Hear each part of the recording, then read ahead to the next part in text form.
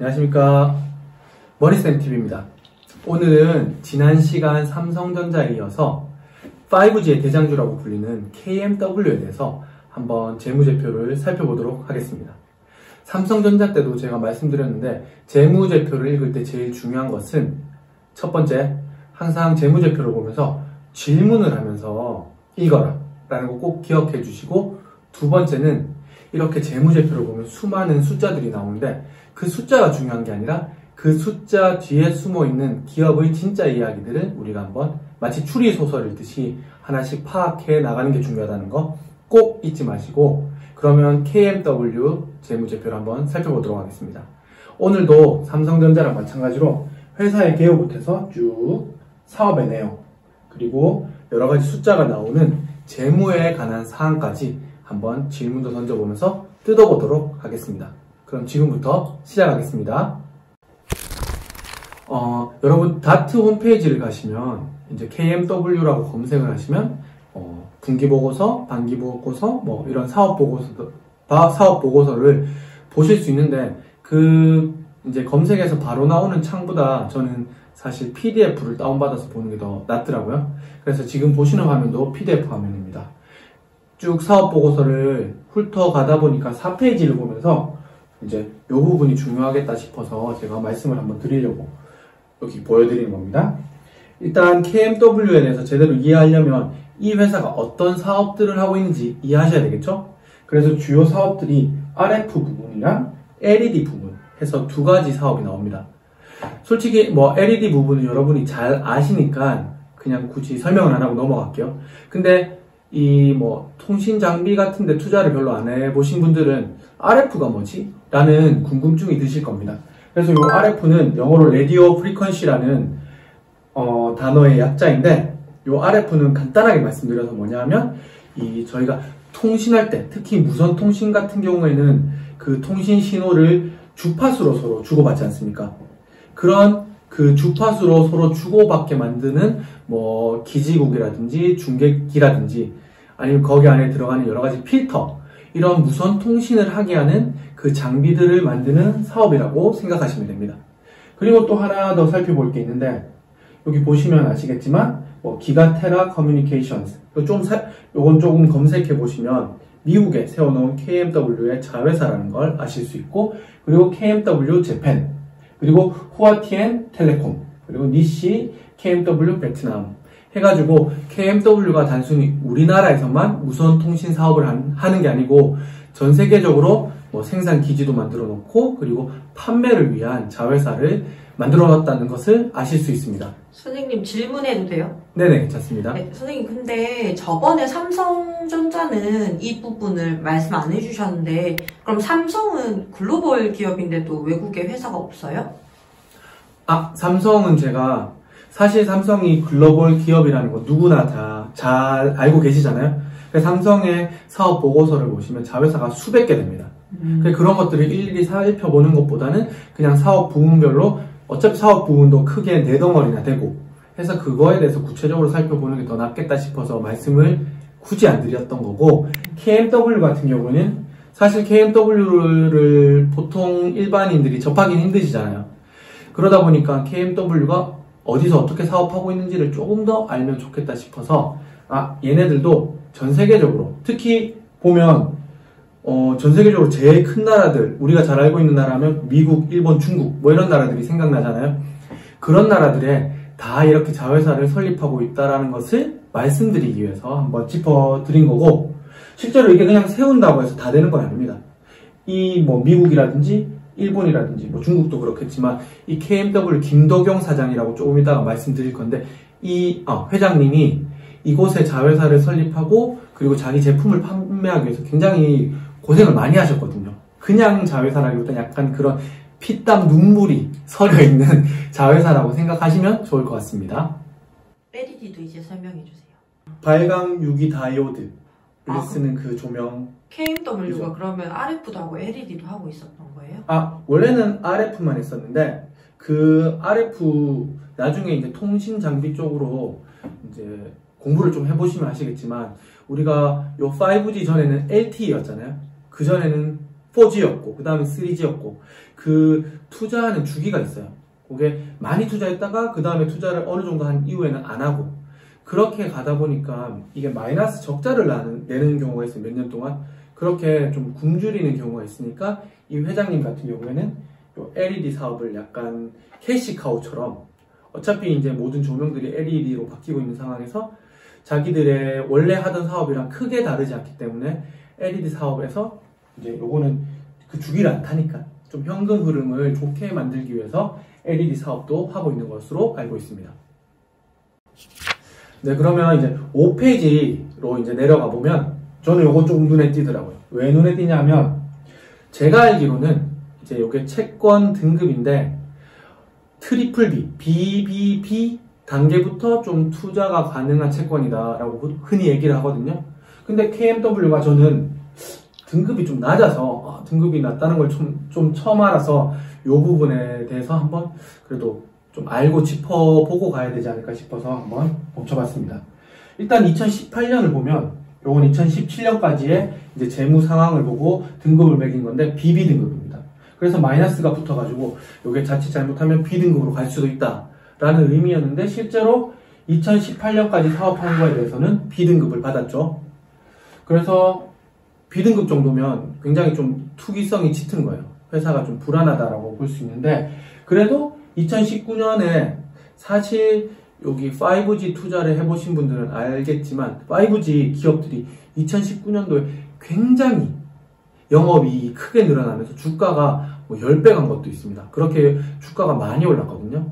그렇게 영업이익을 많이 보다 보니까 BB 등급으로 다시 올라가고 플러스까지 붙었어요.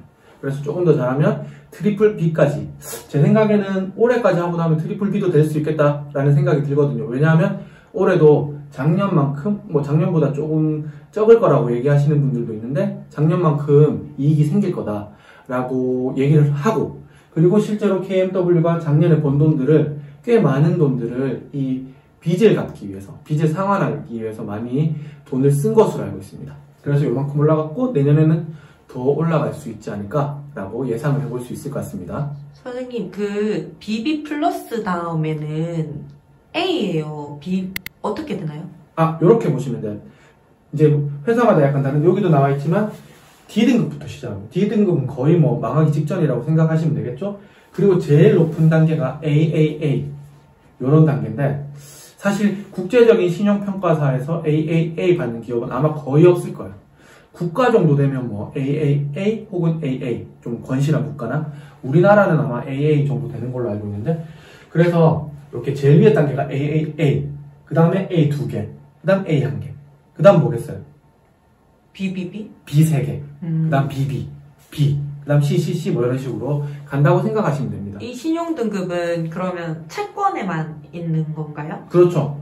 주식에서는 주식 등급 같은 건 없어요. 주식은 그냥 매일매일 거래되고 가격이 이제 바로바로 볼 수 있으니까 그 가격이 이제 그 주식 시장에 참가한 사람들이 이 회사를 어떻게 보고 있느냐에 대한 그 뭐라고 그래야 되지?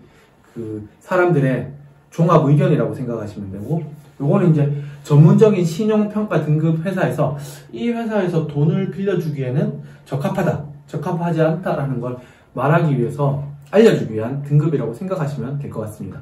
그러면은 지금 이 신용등급의 의미에 보니까 투기적인 요소가 내포되어 있다고 하는데 이 5G의 대장주 KMW가 이 채권 기준으로는 좀 투기성이 있다라고 보는 건가요? 그거는 이제 사실은 이 사업 보고서를 지금 이거는 2020년 반기 보고서거든요.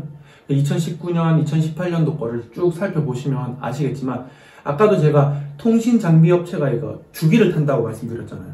그래서 요거 보시면 2018년 12월까지죠. 2018년까지 적자를 많이 봤어요. 통신 장비 업체들 많이 굶었습니다. 몇 년 동안. 왜냐하면 LTE 우리 들은 지 한참 됐죠 벌써. 그 LTE 투자를 하고 나서 한참 이동통신 회사들 뭐 SKT라든지 KT에서 투자를 안 한 상태였어요. 그래서 적자를 많이 봤기 때문에 그 적자를 계속 보는 상황을 계속 유지해야 된다고 말씀드려야 되나? 그 적자를 보전하기 위해서는 결국은 돈을 빌려야 되잖아요. 그래서 요거는 여담이긴 한데 이 회장님 같은 경우는 이게 2018년인지 17년인지 정확히 모르겠지만 사채를 쓴 적도 있었습니다. 그럴 정도로 회사의 그 재무 상황이 좋지는 않았어요. 그게 여기도 나와 있지만 불안한 요소가 내포되어 있음. 그리고 투기적인, 다시 말하면 이게 B가 트리플 B가 아니고 그 밑의 단계라고 보시면 돼요. 그냥 B 단계는 거의 저렇게 적혀 있다라고 생각하시면 될 것 같습니다. 그리고 이것도 BB이기 때문에 투기적인 요소가 내포 있음. 좀 나아졌죠, 그래도. 투기적이면서 투기적인 요소가 내포되어 있음. 근데 제 생각에는 주식이라는 것은 사실 미래를 보고 투자하는 거잖아요. 지금까지의 그 회사의 실적들을 이제 사업 보고서를 쭉 살펴보고, 그래도 얘는 나아지고 있네? 다음에는 좀 더 나아지겠네?